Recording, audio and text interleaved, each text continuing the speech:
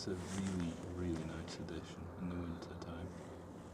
And I'm a huge fan that you brought Earl Grey, because as I said, that's my like luxury tea, Well, and it feels as if a perfect classy luxury. Yeah, it's really good. It's really fucking good. But what I was gonna say is when you think of like bird watching, they give you. I mean, what I thought of bird watching, I was kind of like, what's the point?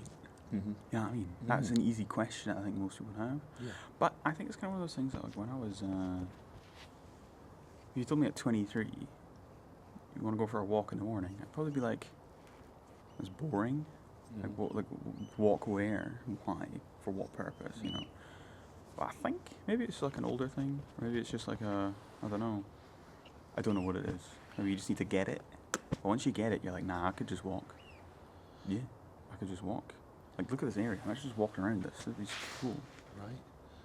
I think it's more calming than people would give credit to as well. Like, people think bird watching, a lot of people who bird watch try and do it to like see as many species as possible, or like to try and find the rare ones, or to like. That's a good point as well, actually. Maybe it's in one place, and it's not a bad way to keep you engaged and like interested in it. But there's something inherent about just like watching an animal in the wild that's really enjoyable too, and it doesn't need to be rare or. You know, I'm gonna go a step further. This might sound weird, but so I'll just walk over the Braid Hills, right? And obviously there's tons of people there. Not loads, but like enough that you'll see a person every minute, right? Part of me likes watching them. They're just random people. But I think the thing is, though, when you're walking about in the street in Edinburgh, no one really looks at you. No one's gonna like give you anything because you're walking about in the street. Now it's the hustle and bustle, right? City life. The Big Apple. But yeah, the Big Apple, right? But when you're like walking about, no one's doing anything. Everyone's just walking, and you just walk past someone, and they'll smile at you and say good morning. And just that like little thing of like, yeah, man, and good morning to you. I don't know what the fuck's on their mind. I don't know what's going on in their life. They don't know what's going on in mine. But we're both just kind of appreciating the fact we're both walking. It's just like a window into their life. And it's very fucking cool. We're at the binos. Oh. I don't know. What's going on over there? It's a completely unfiltered look into what it's like to be a widgeon on a Friday That morning. feel when you're a widgeon. Yo, any widgeons? That TFW when you're a widgeon. Yeah, absolutely no one widgeon. Widgeons be like. POV. Yeah. POV, you're a widgeon. God, I love the state of modern humour. It's destroyed. Charlie Chaplin is rolling in his grave. He's off there mogging and how. Yeah, he's mogging. Rest and race. We'd mog Charlie Chaplin hard, actually. I don't know if I told you this, I might have already, because I think it's fucking hilarious. Lewis, my brother, for several years thought mogging meant you've been Jacob Rees-mogged. And he thought like it was he thought it was like something that you do when you're like an Uber Tory, like you've been mogged.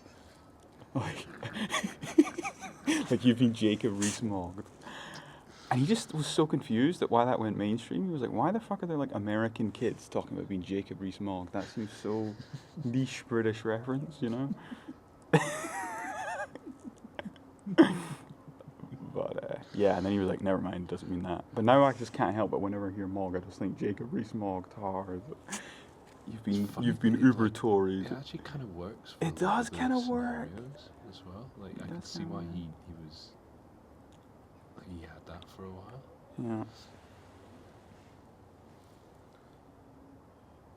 Yeah. What do swans do as well? Do they just like sit and eat like plankton or what? I don't even. They go for, I believe, grubs and shrubs on the. Are they herbivores? Ponds. They're omnivores. Yeah, I remember them being omnivores. Yeah. But so do they eat fish then?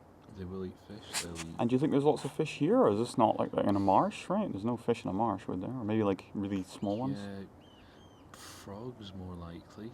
You think a swan would eat a frog? Yes. Which is a strange thing to think about. That is a strange thing to think about. That's not what you'd often... No, but frogs Oh, eat I'm watching something eating, actually. This black bird close to us. Oh, yeah? You seeing that? Is It's that got something in its mouth. Can you see what it is on your one? Oh, yeah. Are you able to get a zoom in and enhance? What's in its mouth? What's it eating? Because it's not eating it yet, it's just carrying it about. What is it eating? Are you seeing the one I'm talking about? I'm trying to focus on the price. Yeah. It's looking away from us though. What's it got in its mouth? What do you think? Something gigantic. Yeah, that's what I mean. Like, it's not eating it, it's bringing it somewhere. I think it's going to take it somewhere to, Stop for a sec. Or do you think it's just got some like random bit of wood in its mouth? Did it just... Is it trying to swallow it? Oh, it's flying away now. It's gone. What the fuck? Did you get a look at it at all? I got a really good view of it, and I'm still confused. It was like a big red rock that was kind of glistening. Yeah, exactly. It didn't look like food unless it was like a chunk of meat, but I don't know how it would get a chunk of meat. But it didn't eat it, so my understanding is probably that it wasn't food. Or it thought it was food, perhaps.